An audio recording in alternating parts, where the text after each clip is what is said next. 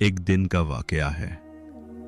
Medina की गलियों में एक गरीब औरत अपने नाने बच्चे को लिए रो रही थी। उसके पास खाने के लिए कुछ भी ना था। आंखों में आंसू और दिल में दर्द।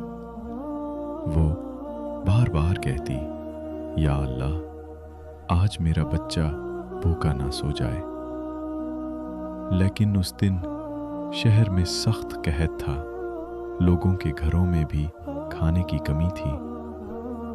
इसी दौरान वो औरत हजरत उमर फारूक के दरवाजे पर पहुंची।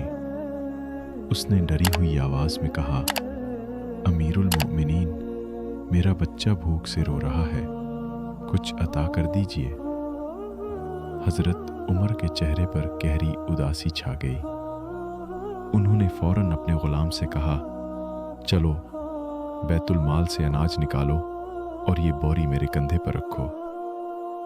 गुलाम ने हैरत से कहा, या अमीरुल मोमिनीन, ये बोझ में उठा लेता हूँ। हजरत उमर ने जवाब दिया, क़यामत के दिन मेरा बोझ भी क्या तुम उठाओगे?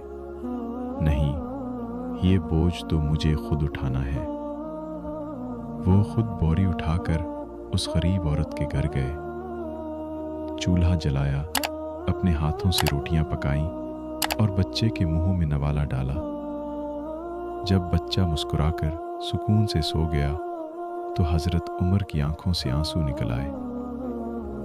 उन्होंने आसमान की तरफ देखकर कहा, ए अल्लाह, आज उमर कामयाब हुआ, क्योंकि एक भूखा बच्चा रोकर नहीं हंसकर सो गया। दोस्तों, ये थी इंसाफ और खिदमत की वो मिसाल जो दुनिया के किसी बादशाह के पास नहीं।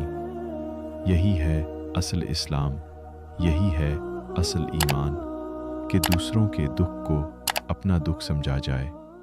तक